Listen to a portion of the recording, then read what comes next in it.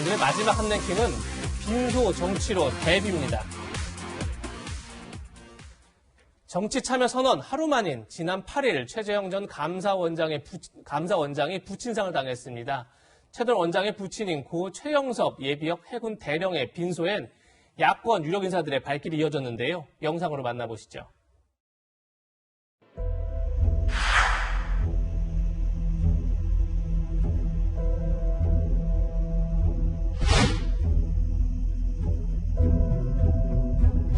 존경받는 감사원장 분이었고 또 그 작고하신 그 어르신이 우리 또 6.25 때 나라를 지킨 모든 국민이 존경하는 분이기 때문에 당연히 올 자리를 왔습니다. 원장님 또 어른께서는 우리나라를 또 구한 국의 영웅 중에 한 분이시고 하니까 당연히 제가 조문하러 왔고요. 훌륭한 분들이 많이 이렇게 대선에 도전하는 게 거기에 저는 바람직하다. 정권 교체의 원팀을 위해서 감사원장님 같이 강직하고 존경받는 분이 참여하는 것에 대해서는 저는 크게 환영합니다.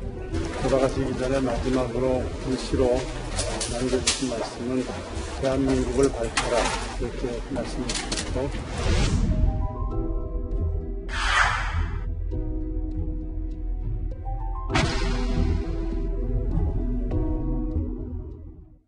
네, 최재형 전 감사원장은 어제 부친의 빈소에서 지난 2017년 감사원장 임명 하루 전날 부친이 써준 글귀를 언급하면서 본인의 처지와 겹치는 부분이 있다고 밝히기도 했는데요. 직접 들어보시겠습니다. 지금 와서 제 처지와 좀 오버랩되는 부분이 있긴 한데 저한테 또 힘이 될 수도 있는 그런 해석도 가능은 하겠죠. 네, 위원님 지금 화면에 보이는 바로 저 글귀인가 봐요. 네. 그러니까 이제 최재형 감사원장이 이제 임명할 때 저런 이제 단기 출전, 그다음 불면 고전 이런 이제 글귀를 했는데요.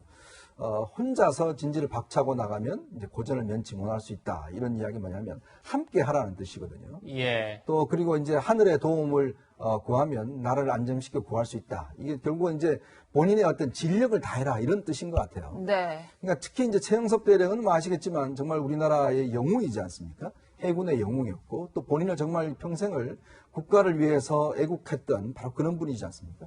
바로 그런 분의 이제 지금 자녀, 둘째 아들입니다. 최재형 감사원장이 이제 이번에 정치권에 뛰어드는 것인데 저는 참 기시감이 있어요.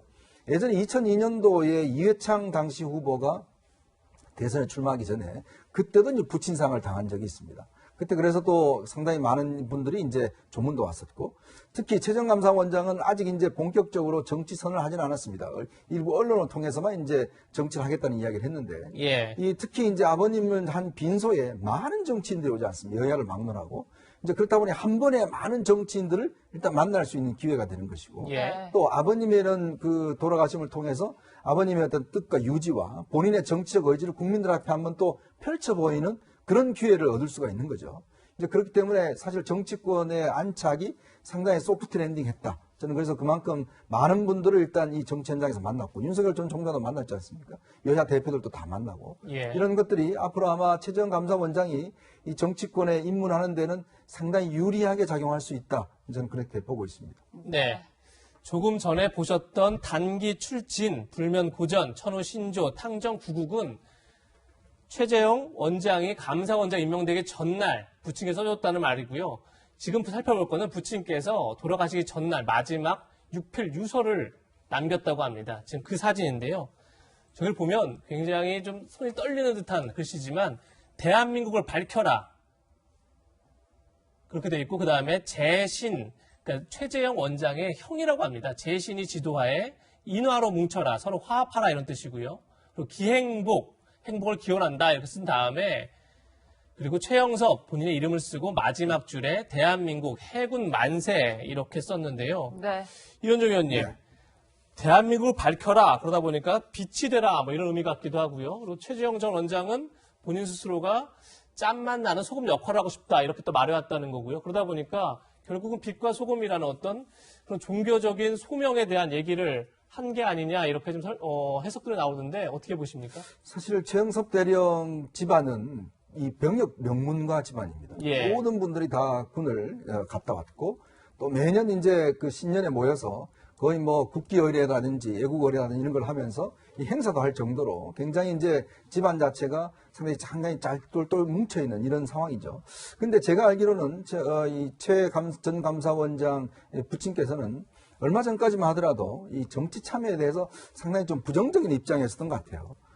굳이 거기 갈 필요가 있겠냐라는 이야기를 할 텐데 아마 이 감사원장이 본인이 이 감사원을 거치면서 정치 참여에 대한 많은 필요성을 느끼고 아버님을 많이 설득을 한 것 같습니다. 그래서 마지막에 이제 아버님이 대한민국을 밝혀라 하는 것은 결국은 본인 스스로가 대한민국을 위해서 저렇게 이제 충성을 했듯이 당연히 아들도 마찬가지로 대한민국을 위해서 정말 몸을 바쳐라 라는 뜻으로 이제 마지막에 이야기를 써주면서 힘을 불어넣어 주신 것 같아요. 즉 아버님이 돌아가셨지만 이제 최재형 전 감사원장이 정치라는 정말 새로운 길에 들어서지 않습니까? 이제 그렇게 들어서는데 거기에 아버지로서 상당히 힘을 주고 떠나셨다. 이렇게 해석할 수 있을 것 같습니다. 네, 이 의원님 앞서서 최재형 전 원장이 정치 참여에는 이제 부드럽게 안착을 했다라고 표현을 해주셨는데 네. 또 일각에서는 이제 홀로 싸우니 고전을 면치 못할 수 있다. 이 처지와 내가 비슷하다. 이런 말을 하면서 국민의힘 입당이 얼마 남지 않았다. 이런 관측들도 나오고 있더라고요. 저도 그렇게 봅니다. 왜냐하면 윤석열 전 총장은 사퇴를 하고 난 다음에 일정 기간 또 시간도 좀 있었고 주변에 사람들을 모을 수 있는 여력이 됐습니다. 근데 최재형 전 감사원장은 일단 주변에 본인과 함께 할 수 있는 인물들이 몇 명 안 계세요. 이제 그렇다 보니 지금 뭐 당장 본인의 입장을 대변해 줄 수 있는 대변인도 구하는데 굉장히 난항을 겪고 있다고 하지 않습니까? 이제 그렇다 보니 일단 조직의 힘을 빌릴 수밖에 없는 것이죠. 그래서 오히려 저는 윤석열 전 총장보다 더 빨리 아마 국민의힘에 입당할 가능성이 있다. 그래서 이제 그 국민의힘 들어가면 지금 현재 돕겠다는 의원들이 꽤 있습니다.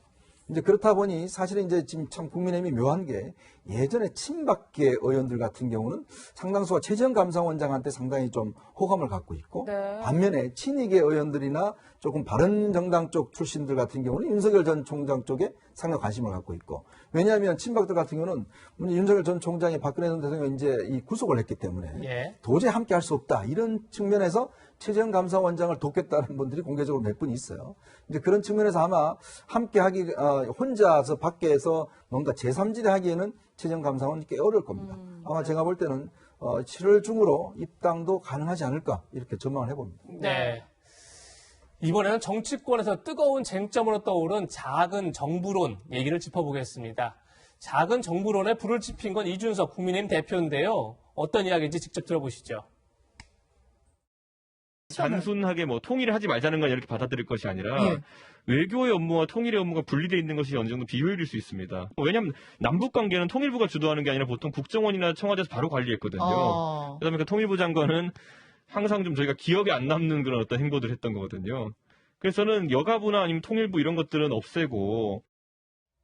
네, 이준석 대표가 여성가족부에 이어 통일부까지 폐지 필요성을 제기하면서 당 안팎에서는 찬반 논쟁이 뜨겁습니다. 홍준표 의원은 현재 18개 부처를 10개 부처로 개편해야 된다. 이렇게까지 주장을 했고요. 반면에 같은 국민의힘 의원이지만 권영세 의원은 통일부는 존치되어야 한다.